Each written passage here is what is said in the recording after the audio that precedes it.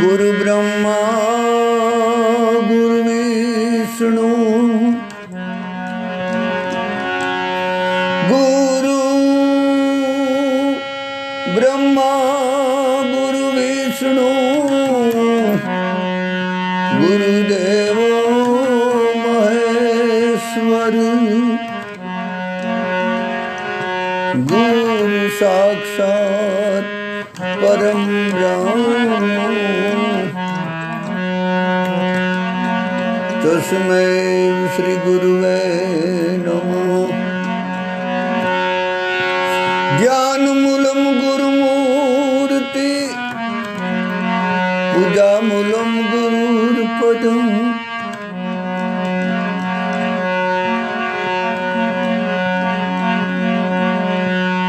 मंत्रमूलं गुरुर्वाक्यम्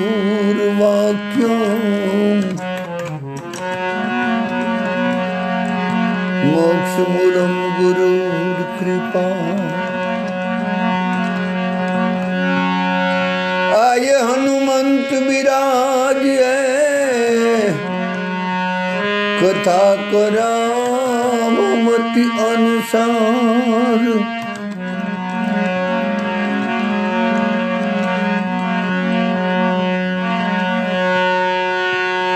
प्रेम सहित गादी धरावो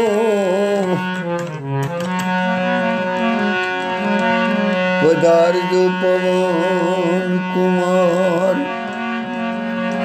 सियावर राम चंद्र पद प्रिय सदगुरु भगवान प्रिय।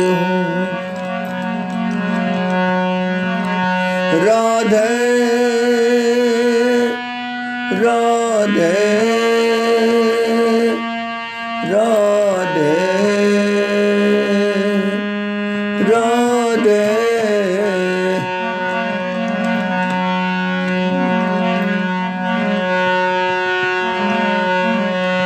श्यामा श्यामा श्यामा श्यामा राधे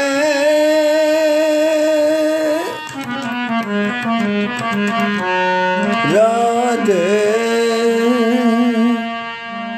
राधे राधे राधे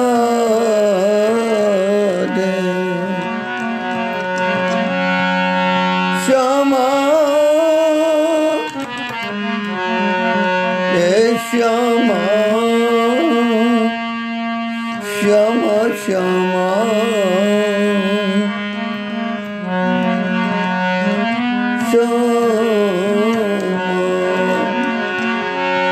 राधे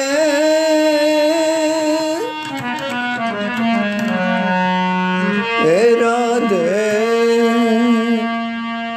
राधे राधे राधे श्यामा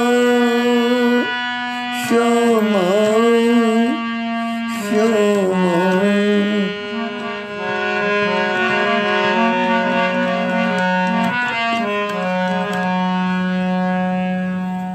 ભગવાનની ઈચ્છાથી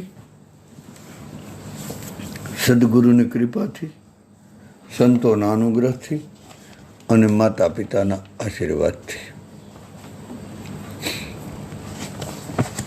આપણો પ્રસંગ ચાલે વ્રજભૂમિનો મહિમા।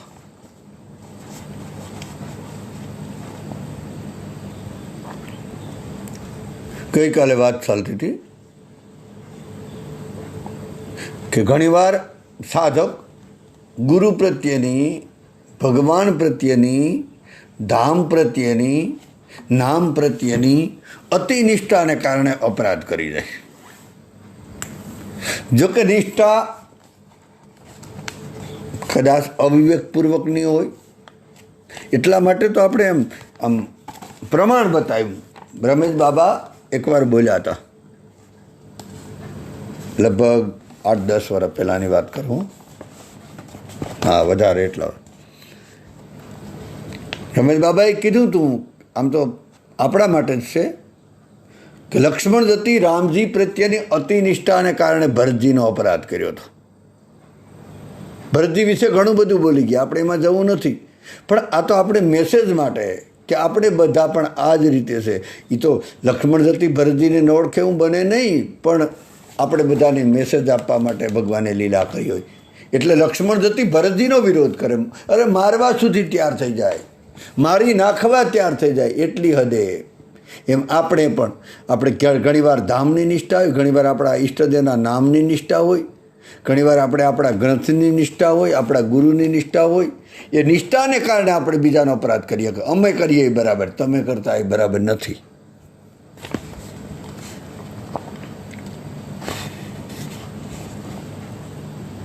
તો મૂળ વાત ચાલતી હતી કે રામ અને કૃષ્ણ, ગઈકાલે આપણે વાત કરતા હતા કે પોતાની ભૂમિને નથી ભૂલ્યા. તો આપણે પણ આપણું મૂળને ન ભૂલવું, કે જ્યાંથી આપણે મળ્યું હોય એને ક્યારેય ન ભૂલવું.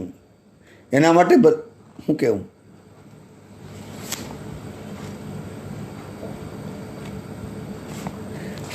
સાધકે ઘણીવાર પોતાની જે મૂળ હોય, પોતાની ભૂમિ, જ્યાં આપણે જન્મ્યા હોય, જ્યાંથી આપણે પસાર થયા હોય, એને આપણે ભૂલી જઈએ. ભગવાન કૃષ્ણ નથી ભૂલ્યા, ભગવાન રામ નથી ભૂલ્યા, તો આપણે ભૂલવાનો અધિકાર નથી. એટલે તો ભજનમાં કીધું કવિ દુલાભાયા કાગે,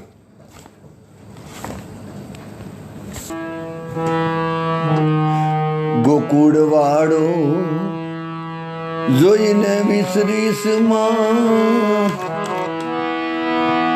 હે આપણો દ્વારકા વાળો.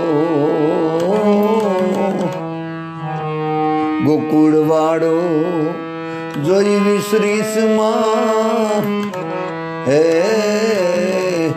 ગોકુળ વાળો જોઈ ભૂલીશ માં, હેજી આપણો દ્વારકા વાળો.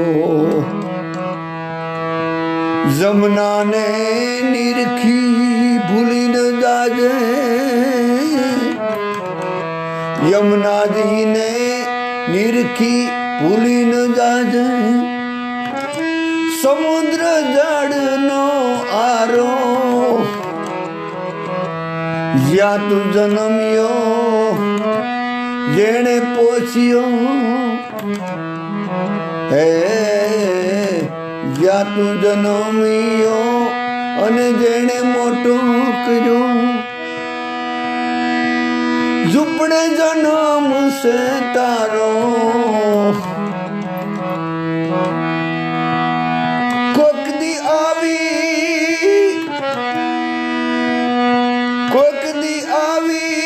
હે આપી જાજે, તારી ઝૂંપડીમાં જબકારો.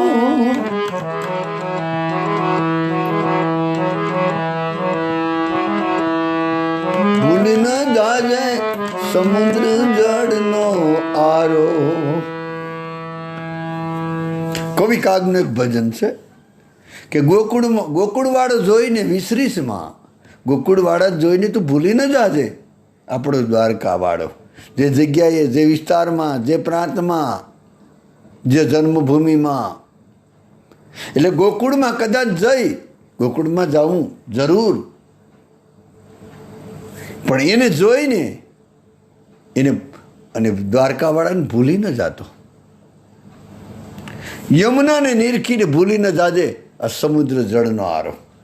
જે સમુદ્ર કિનારે તું રહેતો હતો ને, આપણે સમુદ્ર કિનારાવાળા કહેવાય ને, ભલે ને આપણાથી દૂર હોય 50 કિલોમીટર, પણ છે આપણો વિસ્તાર તો સમુદ્ર કિનારાનો ના. એટલે કવિ કાગે કીધું કે યમુનાને નિરખી ભૂલી ન જાજે સમુદ્ર જળનો આરો. એ કે આરો ન ભૂલી જાતો, કારણ કે જ્યાં તું જન્મ્યો અને જેને તને પોષ્યો, મોટો કર્યો, ઝૂંપડે જન્મ છે તારો. એ ઝૂંપડામાં આપણો જન્મ થયો તો એ તો હવે આપણે બંગલા બનાવ્યા, હવે આપણે મોટા થયા. ત્યાં કોક દી આવીને આપી જાજો. જન્મભૂમિ, જનની જન્મભૂમિ સ્વર્ગદપી ગરી હસી, એને ભૂલવું નહીં. કોક દી આવીને આપી જાજે તારી ઝૂંપડીમાં ઝબકારો. જે જગ્યાએ આપણા પેલા મકાન હોય તો બહુ સુવિધાવાળા ન હોય, આપણે જે ગામમાં રહેતા હોય પછી આપણે સિટીમાં નીકળી જઈએ અથવા તો બીજે દૂર નીકળી જઈએ આમ ધનવાન થઈ જાય તો પછી ભૂલી ન જવું જોઈએ.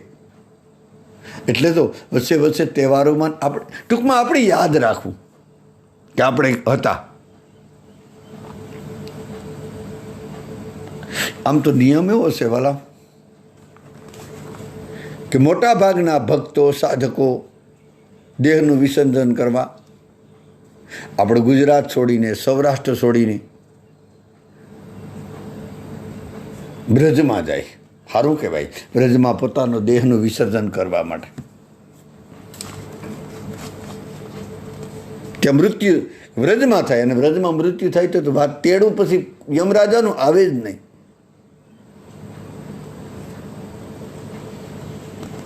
મોટા ભાગના સાધકો આવું કરે અને જરૂરી છે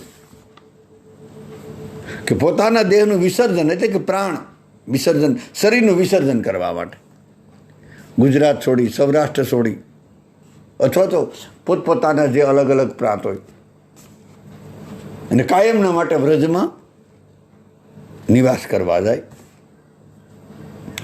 પણ અહીંયા ઉલટી વાત છે. આપણે બધા બ્રજધામમાં જઈએ. કેટલા બધા આજે બધા ભક્તોના મનમાં એવું જ હોય કે આપણું અને વધારે બુઢાથી માંડી નાના મોટા બધા સારું કહેવાય. એનો જરાય આપણે વિરોધ ન કરવો. આપણે ન જઈ શકતા એટલે વિરોધ ન કરાય.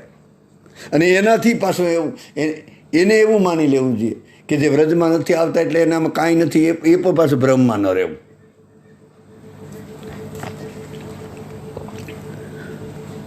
પણ ઉલટું છે. આપણે ત્યાં જઈએ અને ભગવાન કૃષ્ણ પોતાના દેહનું વિસર્જન કરવા માટે યુપી એટલે ઉત્તર પ્રદેશ છોડીને સૌરાષ્ટ્રમાં દ્વારકામાં આવ્યા. ત્યાંથી પ્રાચીના પીપળે આવ્યા અને પ્રાચીના પીપળે પણ ભાલકા તળાવે.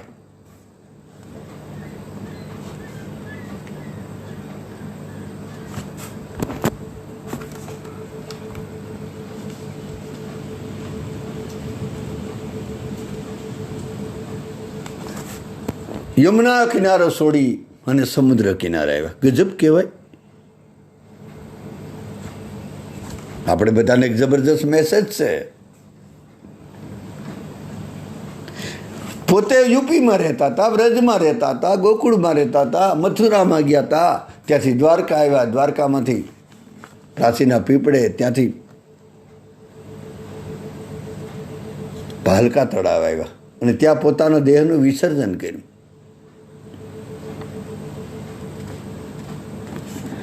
ભગવાન આપણે કહેવા એવું માગીએ, કદાચ આમાં કાંઈક મેસેજ હોય, નહીંતર એને અહીંયા આવવાની જરૂર નહોતી. એને વૃંદાવન તો અતિ વાલું છે. વૃંદાવન છોડીને વૈકુંઠ નથી ગયો, પણ સૌરાષ્ટ્રમાં આવ્યો. એ તો હા પાડવી જ પડશે બધાને. એ તો કબૂલ થવું પડશે. ગુજરાતમાં આવ્યો, સૌરાષ્ટ્રમાં આવ્યો, ભલે વૈકુંઠમાં નથી જવા ત્યારે એને કીધું મારું વનરાવન છે રૂડું, પણ સૌરાષ્ટ્ર પણ એના માટે રૂડું તો છે, એ તો પાકું છે. એટલે તો દ્વારકામાં કેટલા વર્ષ સુધી રહ્યો. તો ભગવાન કૃષ્ણ આપણે એવું કહેવા માગે કે આપણા જીવનમાં જ્યારે જાગૃતિ આવી જાય, આપણે જાગી જઈએ, ત્યારે સભૂમિ ગોપાલ કી, ત્યારે કોઈ ભેદ અહીંયા વ્રજ છે ને આ વ્રજ નથી, આ ભારત આ બીજો દેશ છે ને કોઈ અમેરિકા આફ્રિકા બધામાં ઈ છે. સભૂમિ ગોપાલ કી જે બધા જેટલા ભૂમિ ઉપર આવે બધું વ્રજ જ છે. પણ જાગી જાય ત્યારે, ગુરુ કૃપાથી જાગી જાય ત્યારે.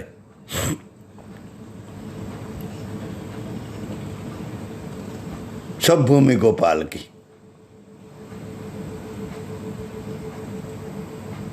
અને બીજા અર્થમાં કેવું હોય તો માફ કરજો, આવું મારે બોલવું પડે, કારણ કે બહુ ગેરસમજ થાય. કેટલાય માણસો બોલે કે તમે અમારા માટે બોલો. કોઈને માટે બોલાતો, તમે તમારા માટે બોલવાની જરૂર જ ને.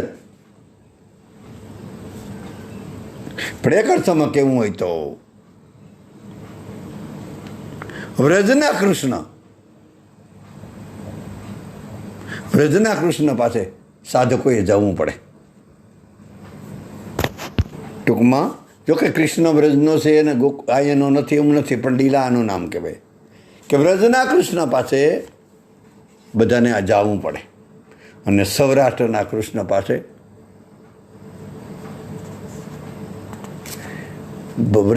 ભક્તોને જવું નથી પડતું. વ્રજના કૃષ્ણ પાસે આપણે જવું પડે. કોઈ અલગ અલગ ન માનતા, જો બરાબર તમે સાંભળતા છે, વિવેક જાગૃત રાખે ને તો, નહીંતર બહુ આધ્યાત્મિકતાવાળું વાતાવરણ છે સરસ, એટલે ગેરસમજ થવાની સંભાવના છે પૂરેપૂરી. કારણ કે આપણે વિવેક છોડીને સાંભળીએ, ઘણીવાર આપણા અહંકારથી સાંભળીએ, યા તો જડતાપૂર્વક. કહેવાનો મતલબ કે વ્રજનો કૃષ્ણ છે ત્યાં આપણે જવું પડે અને સૌરાષ્ટ્રના કૃષ્ણ પાસે જવું નથી પડતું. એ બધી જગ્યાએ આવે, બધી જગ્યાએ જાય. પ્રમાણ બોડાણાને ઘેર આવ્યો તો કે નહોતો આવ્યો? બોડાણા ઘેર બહુ નામી પધાર્યા, મૂકી હવેલી હરી એમની રે જેને લાગી, કટારી ખરા પ્રેમની. ખરા પ્રેમની લાગે ત્યારે હરિ પાસે જવું ન પડે વાલા. હરિ આવે, અને હરિ ક્યાંય બહારથી થોડા આવે કે વૃંદાવનમાંથી આવે ને, અયોધ્યામાંથી આવે ને, દ્વારકામાંથી આવે ને, સોમનાથમાંથી આવે ને, અયોધ્યામાંથી આવે તો એ નાનો છે ભગવાન. તો એ ભગવાન મોટો ન કહેવાય, એ તો અંતર્યામી છે. એક કડી ગાઈ દઉં. ગરુડે બેસીને ગોવિંદ આવજો,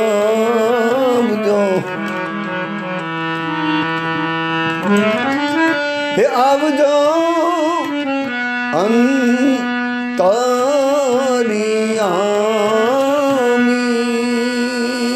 હે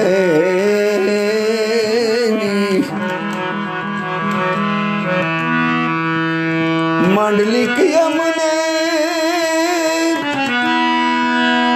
હે માનસે, માંડલિક યમને રે હે માનસે, રવિ ઉગી યા પેલા, હે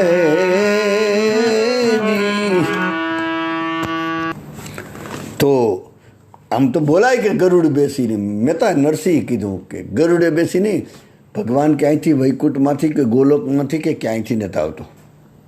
તો આપણી બાજુમાં નથી, પાકું થઈ જાય, આપણા હૃદયમાંથી પ્રગટ. એટલે પહેલાં નરસિંહ મહેતાએ શાસ્ત્રની વાત કરી, પહેલાં ઉપરની વાત કરી.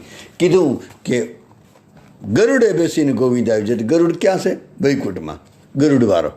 પછી નરસિંહ મહેતાને જામ્યું નહીં કે આ તો બહુ દૂર થઈ જાય. પછી કીધું કે આવજો અંતર્યામી, મારા અંતકરણમાંથી, મારા હૃદયમાંથી પ્રગટ થા. કહેવાનો મતલબ કે બોડાણાના ઘેર આવ્યો, જલારામ પાસે આવ્યો, વિજાત ભગત પાસે આવ્યો, કોલવા ભગત પાસે આવ્યો, લીરબાઈ પાસે આવ્યો, દેવીદાસ પાસે આવ્યો, અમરમા પાસે આવ્યો, આપા ગીગા પાસે આવ્યો, આપા દાના પાસે આવ્યો, આપા જાદરા પાસે આવ્યો.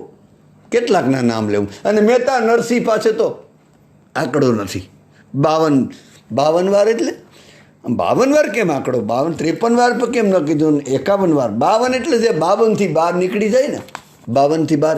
આમ તો આમ જે અત્યારે અત્યારે શ્રાવણ મહિનો છે ને, હા, શ્રાવણ મહિનામાં હાતમ આઠમ આવતી, એનો ઘણા એ પહેલાં હાતમ આઠમ કરતા સારું કહેવાય. એમાં જે જુગાર રમે, જુગારમાં આખો ગંજીપ હોય ને, 52 પેજનો, 52 પાનાનો હોય. એમાં એક જોકર પણ હોય. એ જોકર 52 ઉપર હોય. એમાં આપણે જવું નથી, આપણે જુગાર નથી રમવો. જુગાર પાંડવો રમ્યા એટલે ઘણું. આપણે મૂળ વાત, આપણે વ્રજમયમાં જવું. આ વ્રજની વાતો છે, આ બહુ સૂક્ષ્મ વાતો છે. જે અહંકારમાં મૂકીને સાંભળીએ અને અહંકાર મૂકીને બોલીએ તો ઘટના ઘટે.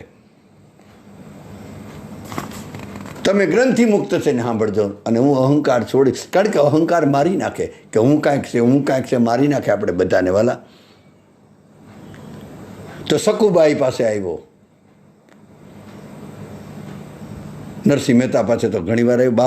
52 થી બહાર થઈ ગયા ને, જે ત્રિગુણાતીત, એ અર્થમાં લેજો, બાકી એનો વિસ્તાર આપણે ફાવતો નથી. છતાં ટૂંકમાં વ્રજના કૃષ્ણ પાસે બધાને જવું પડે, વ્રજભૂમિમાં જવું પડે. સૌરાષ્ટ્રના કૃષ્ણ ક્યાંય જવું નથી પડ્યું એના પાસે. બોડાણા ઘરે આ બધા ઘરે આવ્યો, સામેથી આવ્યો. બોડાણા ઘરે રહેવા ભાગી આવ્યો. હાવ બધું કહેવાય. એને કીધું મને લઈ જા.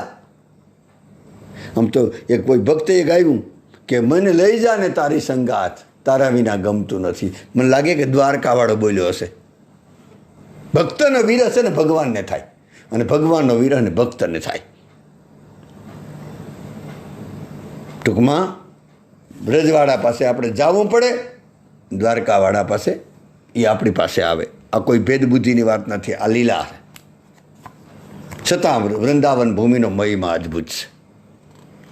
ભાગવતમાં મહાત્મયમાં એટલે શરૂઆતમાં, આરંભમાં, મંગલાચરણમાં નારદજી અને ભક્તિ મહારાણીનો સંવાદ છે.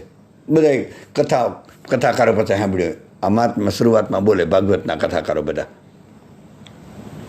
ભક્તિ મહારાણી નારદજીને પોતાનો પરિચય આપે, ભક્તિ પોતાનો પરિચય આપે અને નારદજીને કે મારું નામ ભક્તિ છે.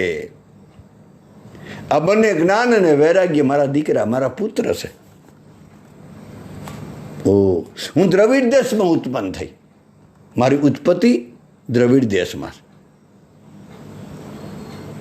ત્યાં ઉત્પત્તિ મારી ત્યાંથી થઈ અને ત્યાંથી કર્ણાટકમાં જઈને મોટી થઈ. આના આધ્યાત્મિક અર્થ થશે. વાલા ધ્યાનથી સાંભળજો. બહુ જરાક આમ ભારી પડે એવું છે, પણ મજાની વાત છે. આપણે ઉપરથી વાંચી અને બધા વિરોધ કરવા માંડ્યા. ભાગવત ઉપરથી વાંચ્યું, રામાયણ ઉપરથી વાંચ્યું. એ તો કોઈ ગુરુ પાસે બેસીને, અથવા તો ગુરુ કૃપા કરે, અથવા તો પરમાત્મા કાંઈક સૂઝ પાડે તો ઘટના ઘટે. બાકી આપણી રીતે અર્થ કરવા જાય તો પડી જાય.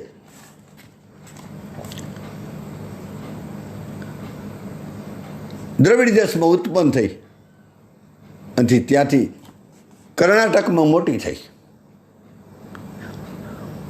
અને ત્યાંથી પાછી મહારાષ્ટ્રમાં ગઈ તો યુવાન થઈ ગઈ. બરાબરનું સાંભળજો. દ્રવિડ દેશમાં જન્મી મતલબ ઉત્પન્ન થઈ, કર્ણાટકમાં મોટી થઈ થોડીક, ત્યાંથી મહારાષ્ટ્રમાં આવી તો યુવાન થઈ ગઈ અને ત્યાંથી ગુજરાતમાં આવી આપણા તો વૃદ્ધ થઈ ગઈ. આજે ઘણા આણા ઉપરથી બોલે એટલે ગુજરાતમાં ભક્તિ ગઈ તો વૃદ્ધ થઈ ગઈ. અને ગુજરાતને અહીંયા વૃદ્ધ થઈ ગઈ, પછી ગુજરાતને છોડી અને વૃંદાવન ગઈ. તો વ્રજભૂમિમાં પ્રવેશ થતાં જ વ્રજરજનો સ્પર્શ થતાં જ વ્રજરજનો સ્પર્શ થયો એટલે ફરીથી યુવાન થઈ ગઈ. બરાબર સાંભળજો, હાજ સાંભળજો. ગજબ કહેવાય. દ્રવિડ દેશમાં ઉત્પન્ન થઈ, કર્ણાટકમાં થોડીક મોટી થઈ, મહારાષ્ટ્રમાં યુવાન થઈ, ગુજરાતમાં આવી તો વૃદ્ધ થઈ ગઈ અને ગુજરાત છોડીને તરત પછી વૃંદાવન નીકળી ગઈ તો ફરીથી યુવાન થઈ. આ કોણ બોલે? ભક્તિ મહારાણી. અને કોની પાસે બોલે? નારદજી પાસે. પણ નારદજી દુઃખની વાત એ છે, ભક્તિ બોલ્યો કે મારા જ્ઞાન અને વૈરાગ્ય બે પુત્રો છે ને એ વૃદ્ધ થઈ ગયા. હું યુવાન છે. એવું કંઈ બને દુનિયામાં? તમે સાંભળ્યું કે મા યુવાન હોય અને પુત્ર વૃદ્ધ થઈ જાય? મા વૃદ્ધ થઈ જાય, દીકરા થોડા તરત વૃદ્ધ થાય. મા પહેલાં વૃદ્ધ ન થાય ક્યારેય. પણ અહીંયા છે આવી વાત. ભક્તિ કે હું યુવાન થઈ ગઈ, વ્રજમાં ગઈ, પણ મારા જ્ઞાન અને વૈરાગ્ય એ વૃદ્ધ થઈ ગયા.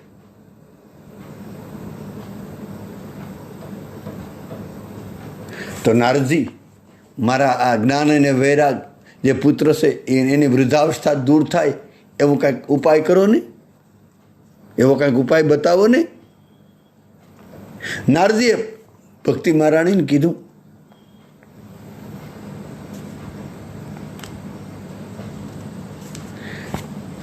નારદજીએ કીધું કે માતાજી, જ્ઞાન અને વૈરાગ નું આચરણ કરવાવાળા આ સંસારમાં, જ્ઞાન અને વૈરાગ્યને પસાવવાવાળા, એનું આચરણ કરાવવાવાળા આ સંસારમાં બહુ ઓછા છે.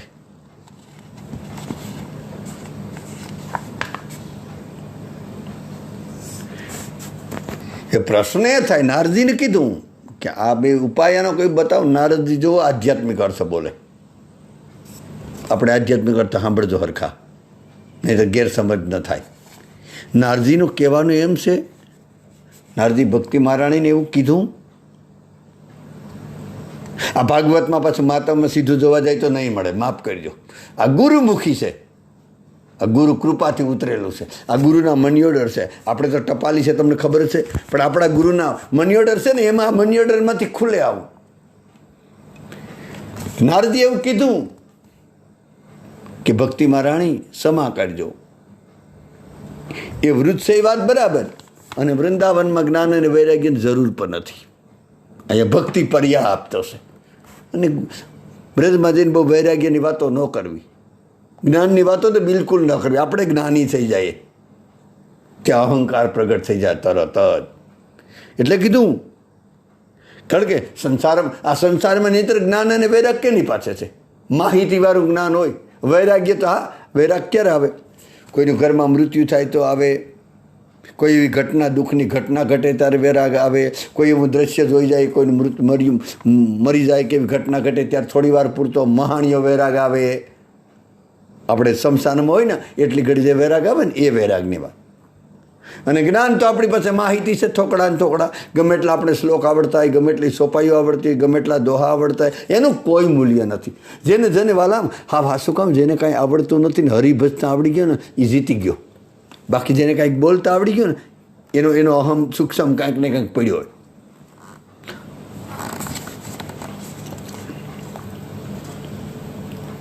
તો જ્ઞાન અને વૈરાગ્યની બ્રજમાં જરૂર નથી. વૃંદાવનમાં તો ભક્તિવાળા જ વધારે સફળ થાય. જ્ઞાનની વાતો કરવાવાળા બ્રજમાં સફળ નથી થયા. પછી નારદજી બ્રજભૂમિની વાતો કરે, બ્રજનું મહાત્મા બોલે. વૃંદાવનસ્ય સંયોગાત પુનઃસ્થમ તરુણી નવામ ધન્ય વૃંદાવનમ તેન ભક્તિ નૃત્યતી યત્ર સ. નારદજીએ કીધું કે વૃંદાવન ધામને ધન્ય છે કે જ્યાં ચારે બાજુ ભક્તિમયા નૃત્ય કરે. બધામાં ભક્તિ જ દેખાય, બધા રસિકોમાં રસ જ દેખાય. કહેવાય કે વ્રજમાં કેવલ પ્રવેશ કર્યો ને, પ્રવેશ માત્રથી ભક્તિ વૃદ્ધ હતી ને, એ યુવાન થઈ ગઈ, નૃત્ય કરવા લાગી. આવું ભાગવતમાં કીધું.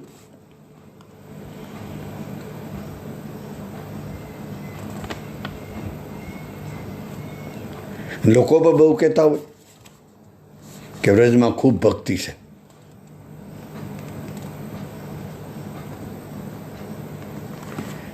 અને વ્રજમાં ભક્તિ નૃત્ય કરે, નાશે.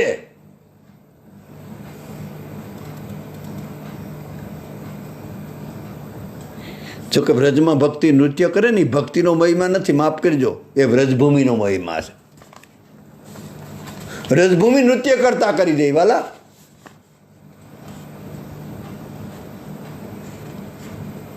એક ભક્ત, કોઈ એક રસિકે એવું કીધું કે તમને ચિંતા થતી હોય વ્રજમાં આવીને, તો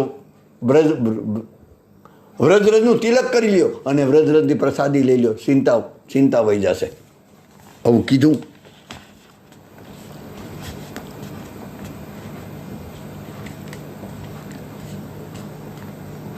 કારણ કે વ્રજભૂમિનો મહિમા છે કે વ્રજભૂમિ ભક્તિ મહારાણીને પગમાં ઘૂઘરું પહેરાવી અને નૃત્ય કરાવી દે, એ છે વ્રજભૂમિ. એમાં ભક્તિનો મહિમા નથી, વ્રજભૂમિનો મહિમા છે. વ્રજભૂમિ નૃત્ય કરાવી દે એટલે તો વ્રજમાં હું કેવું.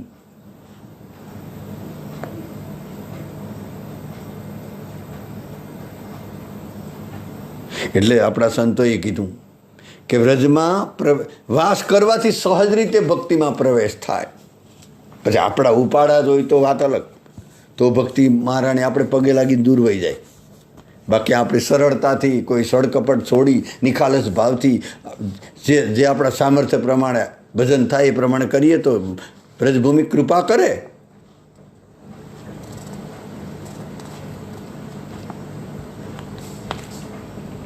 ટૂંકમાં વ્રજમાં સહજતાથી ભક્તિ પ્રાપ્ત થાય. એક અર્થમાં કેવું હોય તો ભક્તિનું ઉદ્ગમ સ્થાન છે ને વૃંદાવન છે. ભક્તિ જેમ આપણે કીધું ભૂકંપ કચ્છમાંથી થયો તો ઘણીવાર કોઈ જગ્યાએ ઉત્પત્તિ થાય, એમ ભક્તિનું ઉદ્ગમ સ્થાન છે ને વ્રજભૂમિ છે.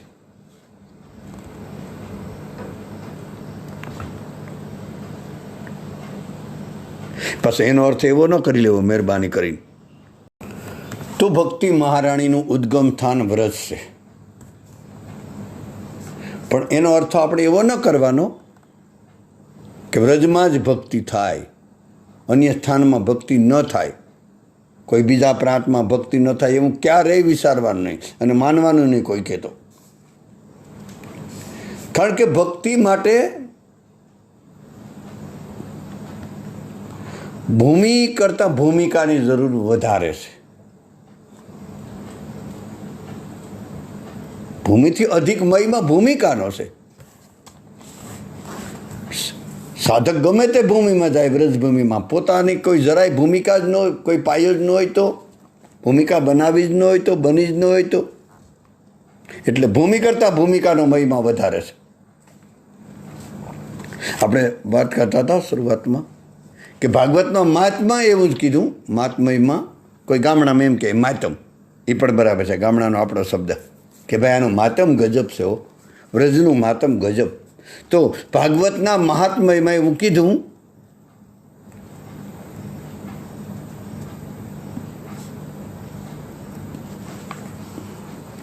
હમણાં આપણે બોલ્યા ને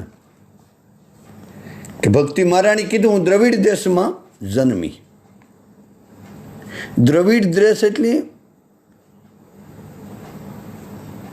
એનો અર્થ કોઈ દેશની વાત નથી, બરાબર ધ્યાનથી સાંભળજો. દ્રવિડ દેશ એટલે કોઈ પોસેલો મહાપુરુષ હોય અથવા કોઈ સદગુરુ, કોઈ પોસેલો સદગુરુ, એનો આશ્રય આપણે કરીએ અને આપણું હૃદય દ્રવે, દ્રવે મતલબ પીંગળે, દ્રવિડનો અર્થ થાય દ્રવી એટલે પીંગળી જાઉં, દ્રવિડ, અને એનો સત્સંગ આપણે સાંભળતા હોઈએ સદગુરુનો, અને પછી આપણું હૃદય પીંગળે, આપણું હૃદય દ્રવે, ત્યારે ભક્તિનો પ્રવેશ થાય. એટલે દ્રવિડ દેશ મતલબ બીજે કાંઈ દેશની વાત નથી. ભક્તિ મહારાણી ક્યાંથી પ્રગટ થાય? સદગુરુ પાસે આપણે અહંકાર છોડીને જઈએ, એની સેવા કરીએ, અથવા કોઈ મહાપુરુષ પાસે જઈએ અને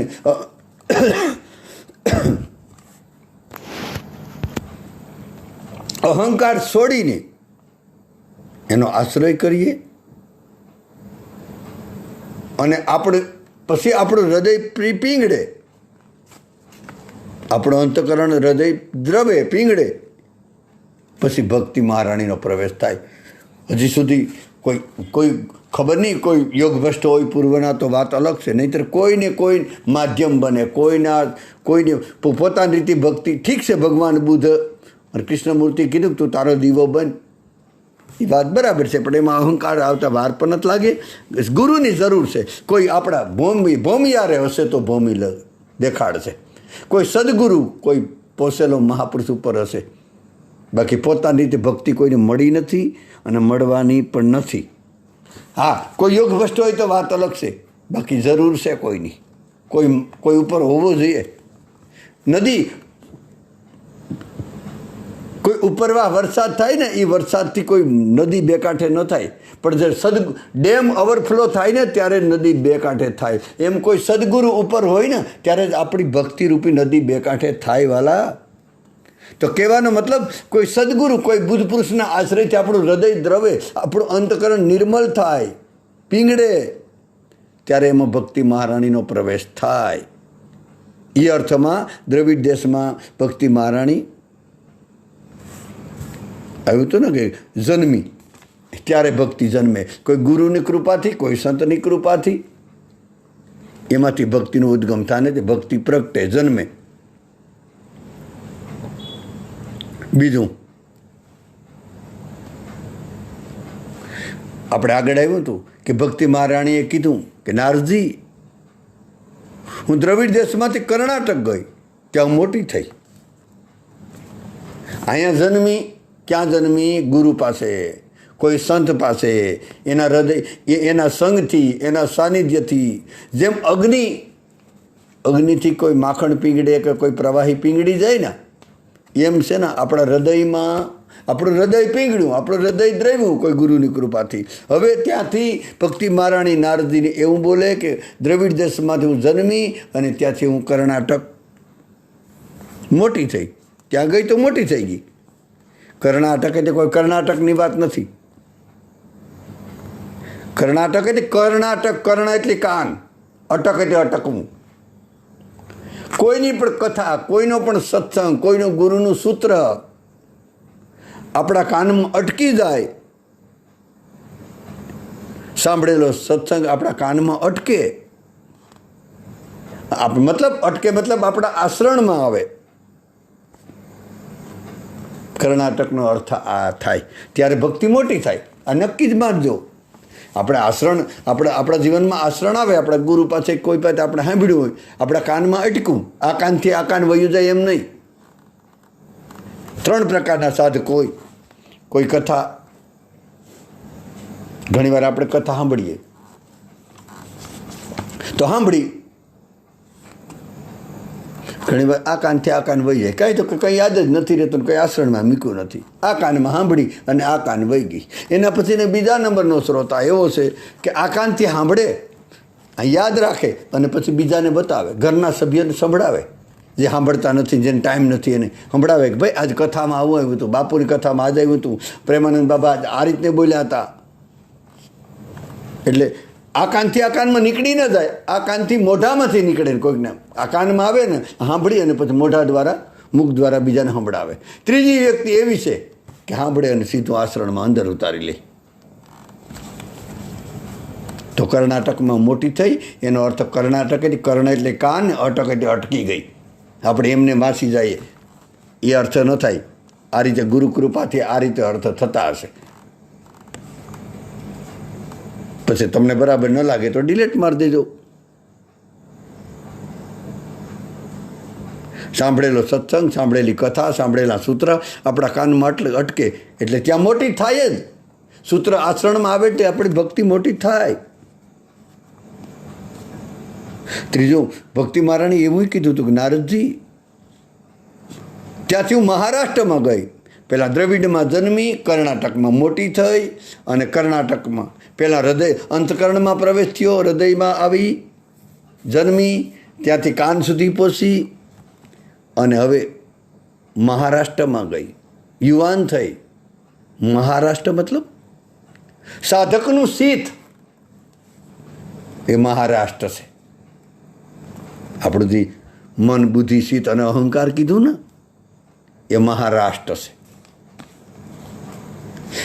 એમાં આપણા શીતમાં સૂત્ર પોષી જાય, આપણી ભક્તિ શીતમાં પોષી જાય, ત્યારે અંદર ભાવ જાગવા માંડે, ત્યારે અંતકરણ પીંગળવા માંડે. આપણે ભગવાનનું નામ લેવા જઈએ તો રડવું ચાલુ થઈ જાય, પ્રાર્થના કરીએ તો રડવા માંડીએ.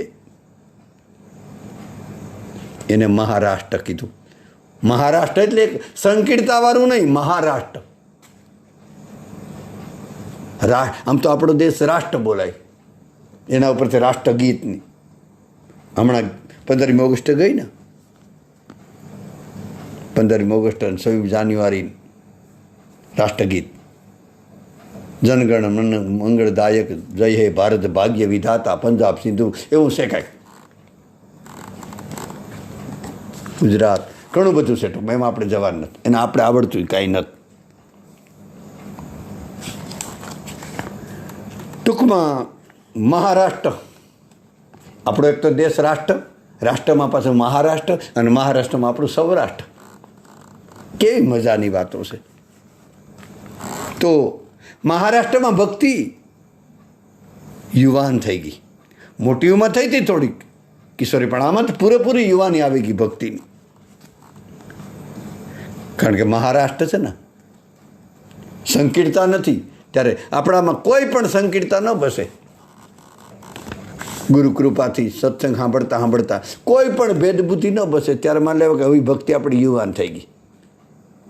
આ મારું ના તારું એ પણ ન બસે. અહંકાર ખતમ થવા માંડે ત્યારે માન લેવા ભક્તિ યુવાન થઈ ગઈ. અને કહેવાય કે નારદજી ભક્તિ મહારાણી, ત્યાંથી ભક્તિ મહારાણી કીધું નારદજી ત્યાંથી ગુજરાતમાં ગઈ તો વૃદ્ધ થઈ ગઈ. ઓહો, આ ભારીને ગુજરાતમાં આવીને તો ગરડી થઈ ગઈ. અહીંયા એનો અર્થ એવો નથી કે ગુજરાતમાં આવી ગરડી થઈ ગઈ એટલે વૃદ્ધ થઈ ગઈ. મતલબ વૃદ્ધ મતલબ પાકી ગઈ. જ્ઞાન વૃદ્ધ, ભક્તિ વૃદ્ધ જેને કેમ કે આમ કેમ ઢાળવું.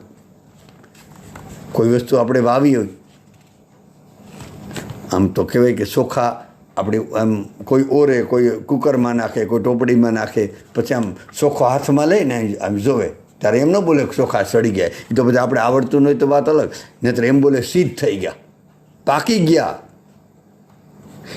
એમ ભક્તિ ગુજરાતમાં આવીને તો પાકી ગઈ, વૃદ્ધ થઈ ગઈ. વૃદ્ધ થઈ ગઈ. મહેતા નરસિંહ નાચ્યો, વૃદ્ધ થઈ જાય તો નાસી હગે? આ પ્રમાણ આપણા જુનાગઢજીનું. મહેતા નરસિંહ તો પગ, હું કેવું,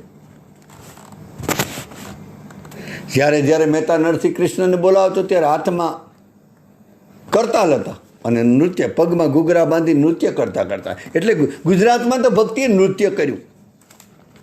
આનો અર્થ એવો છે વાલા, એ તો આપણે પોતાને જે ફાવે એ અર્થ કરી નાખીએ. એ અર્થ નથી થતા. આના ગુરુમુખી આધ્યાત્મિક અર્થ આ થાય કે ગુજરાતમાં ભક્તિ વૃદ્ધ નથી. તે કોને કીધું વૃદ્ધ થાય? ગુજરાતમાં ચારે બાજુ ભક્તિ છે.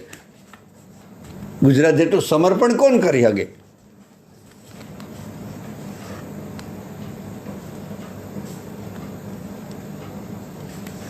અને જ્ઞાન અને વૈરાગ્ય વૃદ્ધ થઈ ગયા, ભક્તિ યુવાન થઈ ગઈ.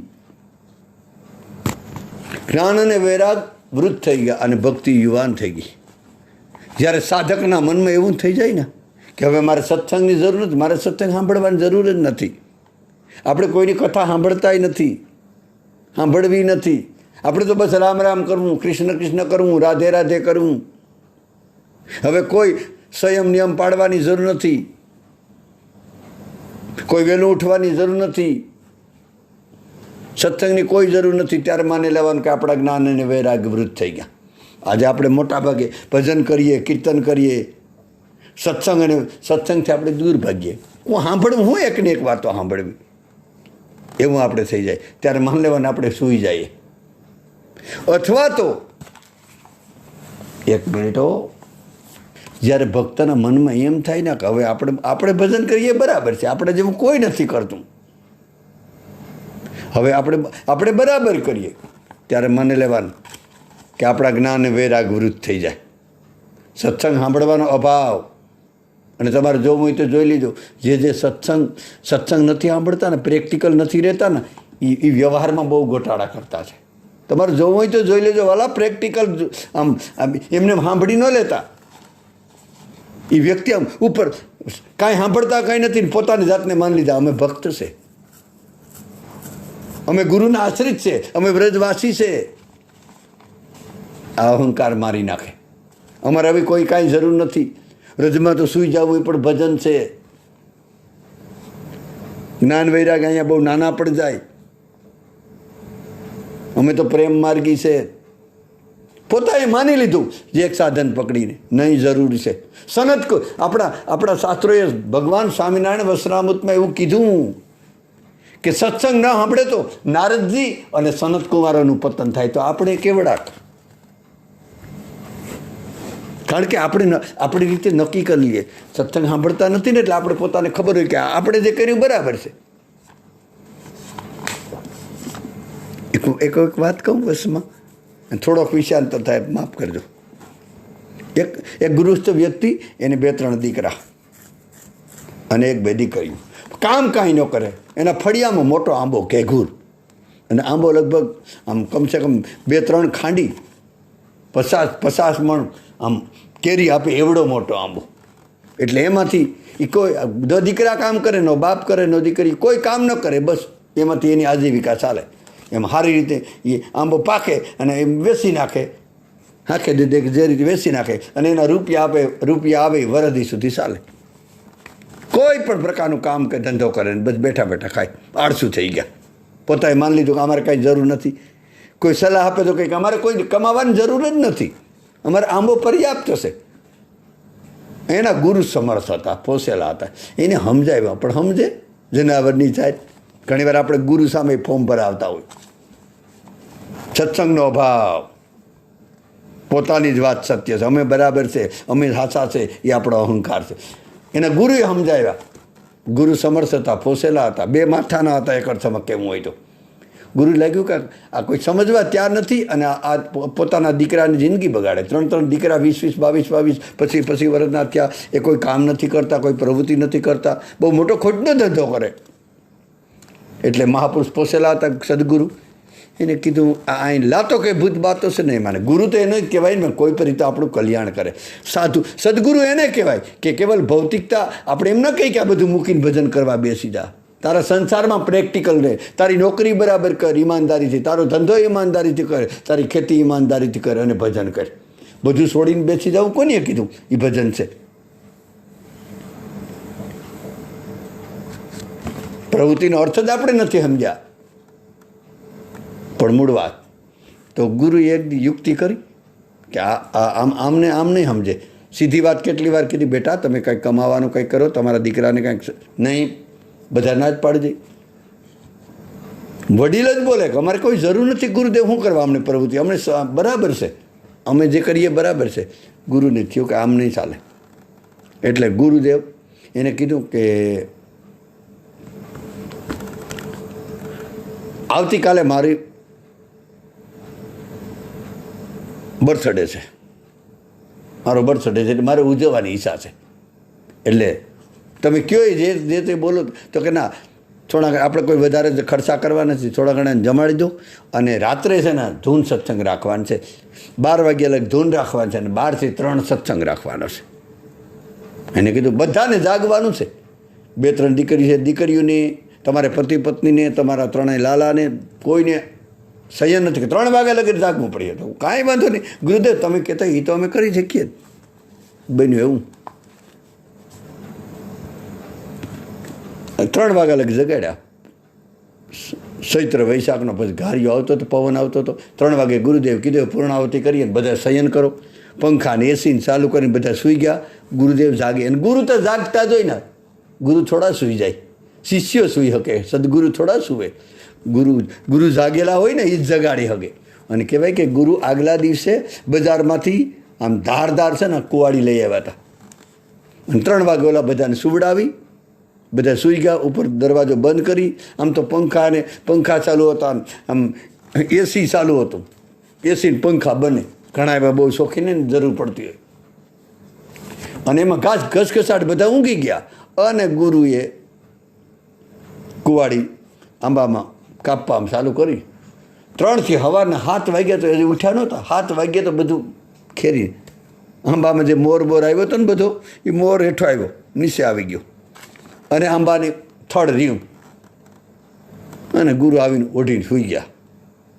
સવારે ઓલા જાગ્યા, વડીલ જાગ્યા તો ફળિયા આમ આંબો અને દુઃખી થઈ ગયા. આ શું થઈ ગયું અમારા આંબાને? આ કોણીએ કાપી નાખ્યો? ગુરુને જલ્દી જગાડ્યા. ગુરુદેવ, અમારી આજીવિકા ચાલી ગઈ, અમે કાંઈ નથી રહ્યા, અમારે હવે શું કરવું? ગુરુદેવે કીધું હવે તમારી આજીવિકા શરૂ થશે. ગુરુદેવ, આંબાને શું થયું? ગુરુદેવે કીધું કે બેટા, ગુરુ તો ગુરુ હોય ને, સમર્થ. એને કીધું કે આજ રાતે હું તો સૂતો હતો, તમે સૂઈ ગયા પછી હું પણ આરામ કરવા ગયો, અને ત્યાં તો પરમાત્માના મને દર્શન થયા. બાકે બિહારી મોરપીસ વાળો, ટેટી સાલ વાળો, રતોબણા શરણ વાળો મારે સામે પ્રગટ થયો અને મને મારા પર કૃપા કરી અને મને કીધું. અને મેં કીધું કે બીજું કાંઈ, ભગવાને કીધું કે તમે કાંઈક માગી લો બીજું. ત્યારે કીધું કે મારા આશ્રિત માટે મારે માગવું. ભગવાને કીધું કે એનું તો માગવાની વાત જ છોડો, એનું મૃત્યુ થવાનું છે, એના 3 દીકરાનું. અરે ભગવાન, તો ગજબ કહેવાય. જેના ઘરે મારો ઉતારો ને એનું મૃત્યુ થાય તો ગજબ કહેવાય. ભગવાને કીધું એક જ ઉપાય છે, એનો આંબો કાપી નાખો તો બચી શકે. એટલે મેં આંબો કાપી નાખ્યો. કહેવાનો મતલબ સદગુરુ આ કરી શકે. તો ઘણીવાર જેમ એને માની લીધું હતું ને કે કાંઈ કરવાની જરૂર નથી, એમ ઘણીવાર સાધકોએ આપણે માની લીધું વાલા કે બસ અમે રામ રામ કરીએ, અમે ધૂન બોલીએ, અમે કીર્તન કરીએ, અમારે કાંઈ જરૂર, અમે દાન પુણ્ય કરીએ, અમે સેવા કરીએ, હવે અમારે કાંઈ કરવાની જરૂર નથી. એ ભક્તિ એ જ્ઞાન વૃદ્ધ થઈ, એ જ્ઞાન અને વૈરાગ વૃદ્ધ થઈ ગયા.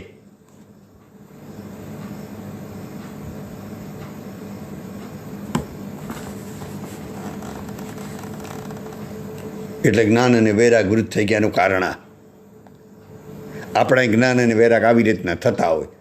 આપણા અહંકારમાં જાય ને ત્યારે પણ આપણે હોઈ જતા હોય, અને ત્યારે આપણા જ્ઞાન અને વૈરાગ રહેતા જ નથી. વૃદ્ધ થઈ જાય તો વાત દૂરની, પણ ભાગી જ જાય આપણા પાસેથી આપણા અહંકારને લીધે. એટલે એવું ક્યારેય ન માનવું. જો કે ભક્તિ ગમે તે સ્થાન પર થઈ શકે, પરંતુ આ ભક્તિ માટે વ્રજભૂમિ અલગ પ્રકારની ભૂમિ છે જરૂર, એ તો કબૂલ કરવું પડે.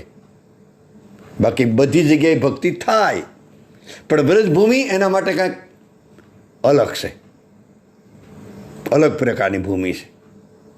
આ દુનિયાદારી માયલી ભૂમિ નથી, એ ભૂમિ કાંઈક બીજી છે. એટલે સુરદાસજીએ કીધું ધન્ય ધન્ય વૃંદાવન ધરતી.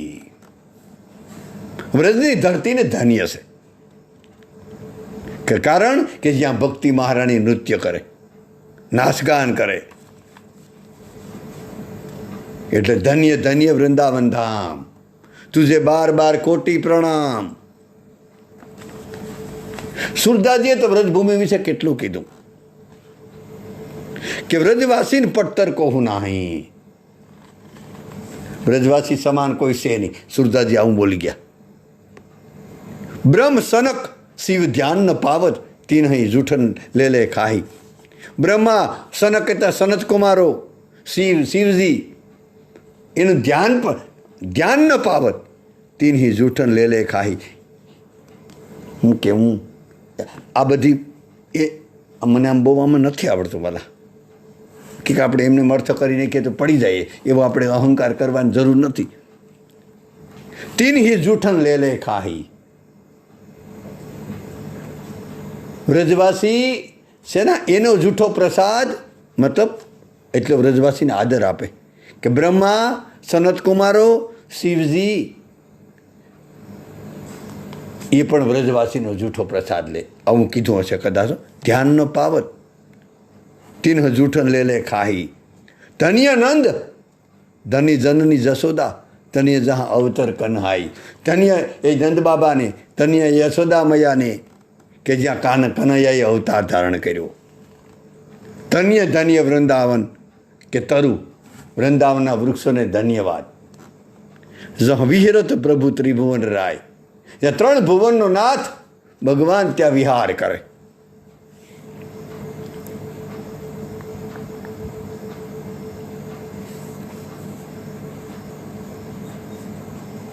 હલધર કહત શાક જેવત સંગ મીઠો લગત સરાહત જાય. સુરદાસ પ્રભુ વિશંભર હે ગ્વાલન કોર ખાય અઘાય. ટૂંકમાં વ્રજવાસી સમાન કોઈ નથી.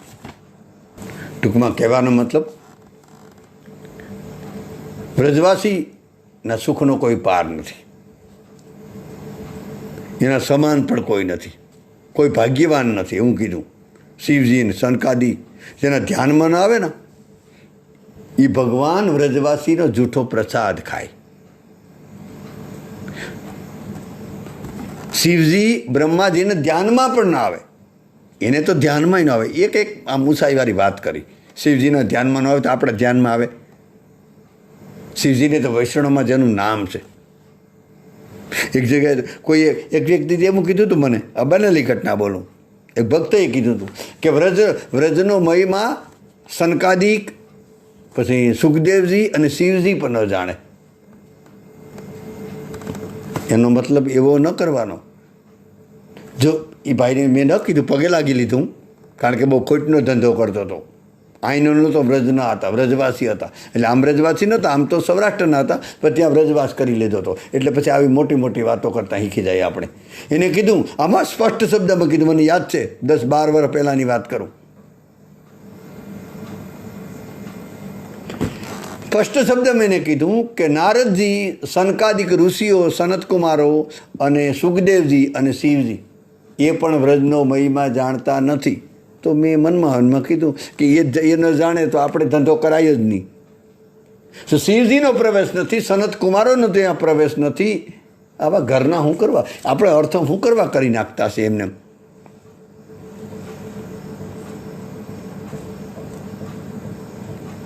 તુલસીદાસજી એક જગ્યાએ લખ્યું, અવધપુરી બાસિનકર સુખ સંપદા સમાજ, સહસ્ર શેષ નહીં કહી શકી જહાન રૂપ રામ બિરાજ. જેવી રીતે વૃંદાવનમાં ભગવાન ત્રિભુવન વિહાર કરે ને, અને મતલબ ત્યાં વ્રજવાસીઓના સુખનો પાર નથી ને, એમ તુલસીદાસજી કીધું અવધમાં પણ અવધપુરી બાતિનકર સુખ સંપદા સમાજ.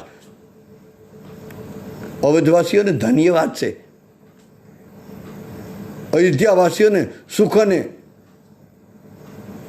અધ્યાત્મની સંપદાનું વર્ણન હજારો શેષ નાગ ન કરી શકે. આવું તુલસીદાસજીએ લખ્યું. અવધવાસી પણ એટલા જ છે. ધન્ય મથુરા, ધન્ય વૃંદાવન, ધન્ય યશોદા માય, જાકી મયમાં અગમ નિગમ હે, પ્રગટે કુંવર કનહાય. એક કોઈ સંતે કીધું કે ધન્ય વૃંદાવન, ધન્ય મથુરા, ધન્ય ધન્ય યશોદા મા, એનો મહિમા, જાકી મહિમા અગમ નિગમ. એટલે વેદોનું પુરાણો પણ ગાઈ ન શકે, કારણ કે ત્યાં પ્રગટે કુંવર કનૈયા, ત્યાં કનૈયો પ્રગટ્યો. પછી અયોધ્યા કહો કે રામ, જે કયો રે, નિષ્ઠા એકમાં રાખવી, ભેદબુદ્ધિ ક્યાંય ન રાખવી.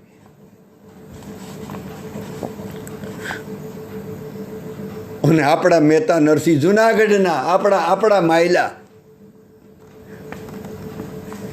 મહેતા નરસિંહ રડતા રડતા બોલ્યા કે ધન્ય વૃંદાવન, ધન્ય લીલા, ધન્ય વ્રજના વાસી, અષ્ટમહાસિદ્ધિ આંગળીએ ઊભી, મુક્તિ એમની દાસી.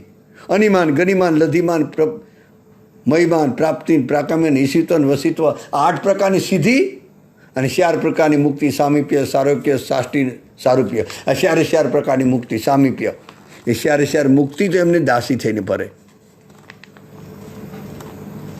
નરસિંહ મહેતાએ એવું કીધું, એટલે કીધું ધન્ય વૃંદાવન, ધન્ય લીલા, એ લીલાને પણ ધન્યવાદ. ધન્ય વ્રજના વાસી, મેં તો નરસિંહ બોલે, એ મહેતા વ્રજવાસી, એ વ્રજવાસીને ધન્ય. અષ્ટમહાસિદ્ધિ આંગળીએ ઊભી, એને આંગળામાં અષ્ટમહાસિદ્ધિ તો ઊભી, અને મુક્તિ તો બિસાડી એની દાસી થઈને ફરે.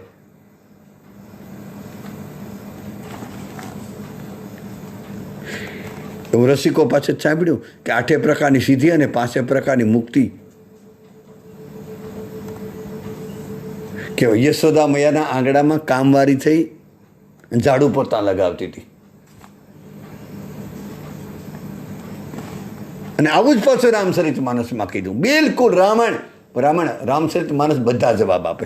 દુનિયામાં કોઈ ડર હોય કે રામચરિત માનસની અંદર ન હોય, કોઈ પણ બતાવે. જો કે આપણું ગજું નથી, બાકી છે એની અંદર પાકું.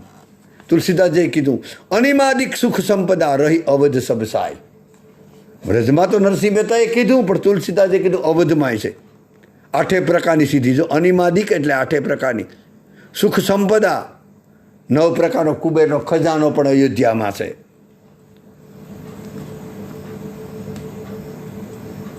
અને આ બધા અનમાદિક સુખ સંપદા રહી અવધ સબ સાય, એટલે અવધ ઉપર આમ સવાય નહીં બેઠી.